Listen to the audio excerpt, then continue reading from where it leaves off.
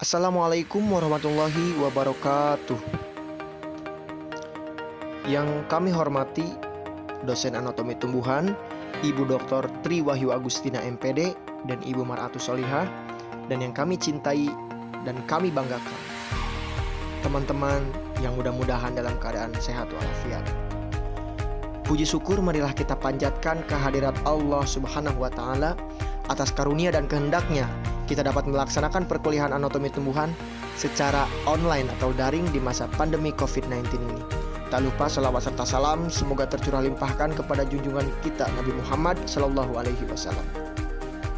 Sebelum dimulai, saya tidak akan pernah bosan untuk mengingatkan atau mengajak kepada teman-teman semua, marilah kita sama-sama berdoa semoga pandemi COVID-19 ini cepat berakhir dan kita dapat kembali hidup dengan normal. Amin, amin ya rabbal alamin.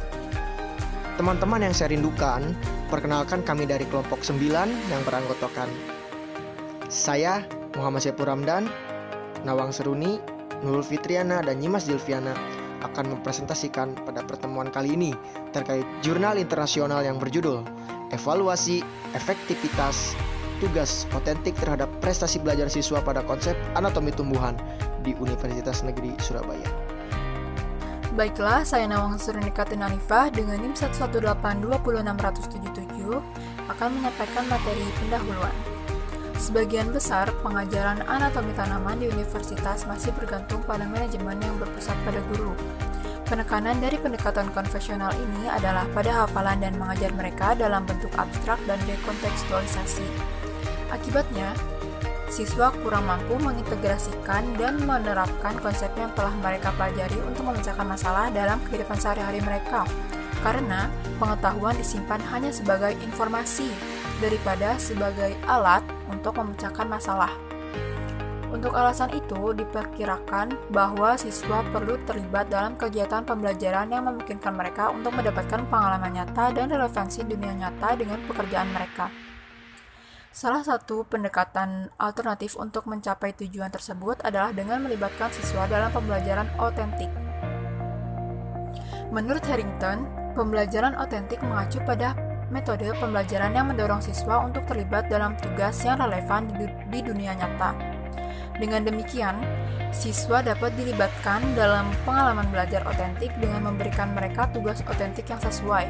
Tugas otentik yang dirancang dengan baik tidak hanya memberikan kesempatan untuk mempraktikkan pembelajaran dan untuk mengembangkan keterampilan tertentu, tetapi juga mempengaruhi keterlibatan dan motivasi mereka terhadap proses pembelajaran. Namun, Gulikers memperingatkan bahwa keaslian adalah masalah subjektif yang berarti bahwa siswa yang berbeda mungkin memiliki persepsi berbeda tentang tugas otentik yang sama. Lebih lanjut, Biggs menegaskan bahwa persepsi belajar siswa memungkinkan untuk mempengaruhi hasil belajar mereka. Dengan demikian, untuk memberikan tugas otentik yang bermakna untuk meningkatkan pembelajaran siswa, para pendidik dalam merancang tugas perlu memikirkan persepsi siswa. Selain persepsi, tugas otentik akan lebih bermanfaat dan adil bagi siswa jika mereka dibantu oleh jenis penilaian yang tepat, yaitu penilaian otentik.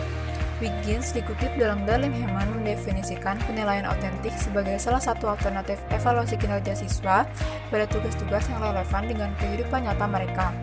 Menurut Darling Hammond, penilaian ini memungkinkan untuk menilai kemampuan siswa yang sebenarnya, seperti kinerja, pemikiran tingkat tinggi, dan penyelesaian masalah, yang tidak dapat dinilai dengan tes kertas dan pensil tradisional yang hanya berfokus pada menghafal pengetahuan. Namun, karena pemerintah Indonesia masih menggunakan tes standar dalam sipil rekrutmen pekerja untuk mengukur kemampuan kerja, oleh karena itu, dalam hal ini dua jenis penilaian otentik dan tes kertas dan pensil akan lebih berguna jika diterapkan secara bersama-sama. Karena alasan tersebut, penelitian ini didirikan dengan menerapkan tugas otentik tertentu yang disimulasikan pekerjaan botani sebagai metode pengajaran alternatif untuk subjek anatomi tanaman. Bismillahirrahmanirrahim. Lanjut ke tujuan penelitian. Jadi dari tujuan penelitian ini untuk mengimplementasikan tugas otentik anatomi tumbuhan dan untuk mengevaluasi efektivitas tugas terhadap prestasi belajar si siswa, yaitu termasuk kinerja mereka, penguasaan pengetahuan, dan persepsi tugas. Adapun metodologi penelitiannya, jadi dalam penelitian studi kasus ini melibatkan kelas tunggal yang terdiri dari 25 mahasiswa sarjana dari Universitas Negeri Surabaya yang mempelajari anatomi tumbuhan sebagai subjek penelitian. Nah, kelas ini tuh dipilih karena kelasnya sedikit kecil dan mahasiswanya tuh dianggap oleh banyak dosen memiliki kemampuan belajar yang lebih baik daripada yang lain, atau mahasiswanya tuh kritis-kritis. Oleh karena itu, bisa dibilang kelas ini tuh cocok untuk implementasi metode pengajaran baru. Penelitian saat ini dilakukan dalam 2 fase. Fase pertama adalah merancang bahan ajar atau materi yang disusun secara sistematis dan instrumen penelitian atau pengumpulan data.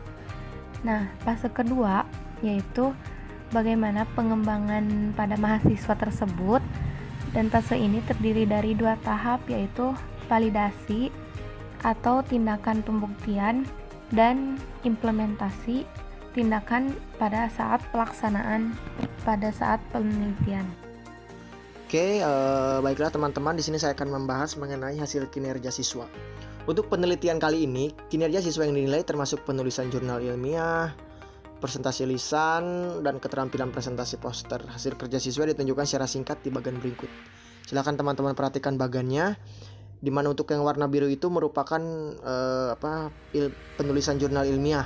Untuk yang warna merah itu merupakan presentasi lisan, dan untuk yang warna hijau itu merupakan poster presentasi, dan yang terakhir yaitu skor minimum. Di sini untuk skor minimum semua nilainya adalah sama ya, di bawah 60.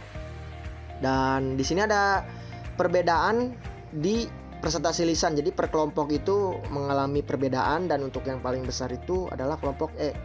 Ya, bisa teman-teman lihat di sini untuk nilai presentasi lisannya itu kelompok E paling tinggi, dan untuk nilai penulisan jurnal ilmiahnya itu kelompok B, C, D itu sama ya. Sama, tingginya sama, berarti nilainya juga sama. Dan untuk yang poster ilmiah itu kelompok D yang paling tinggi nilainya. Ya, jadi di bagan ini tuh dapat kita lihat bahwa nilainya berbeda-beda tergantung keterampilan kelompok dan juga kekompakan dan ketelitian kelompok tersebut. Hasil wawancara. Berdasarkan hasil wawancara, pada awal pelaksanaan tugas otentik, 3 responden merasa takut. Namun, ketika melakukan tugas, mereka dapat menyelesaikannya dengan senang hati karena kolaborasi antara anggota kelompok dan bantuan dosen. Ini berarti bahwa tugas ini dapat berhasil memberikan kesempatan bagi siswa untuk berkolaborasi. Mengenai keaslian tugas, hasil wawancara menunjukkan bahwa keempat responden menganggap tugas itu otentik dan berguna untuk kehidupan masa depan mereka. Dengan demikian, tugas yang dikembangkan adalah otentik, tidak hanya dalam pandangan peneliti sebagai pengembang, tetapi juga dalam persepsi siswa. Fakta-fakta itu mungkin menjadi salah satu alasan mengapa siswa dalam penelitian ini memiliki kinerja yang baik pada tugas otentik. Kesimpulannya, tugas otentik yang diterapkan dalam penelitian ini memiliki dampak positif pada kinerja siswa, tetapi tidak dapat membantu seluruh siswa untuk menguasai topik studi.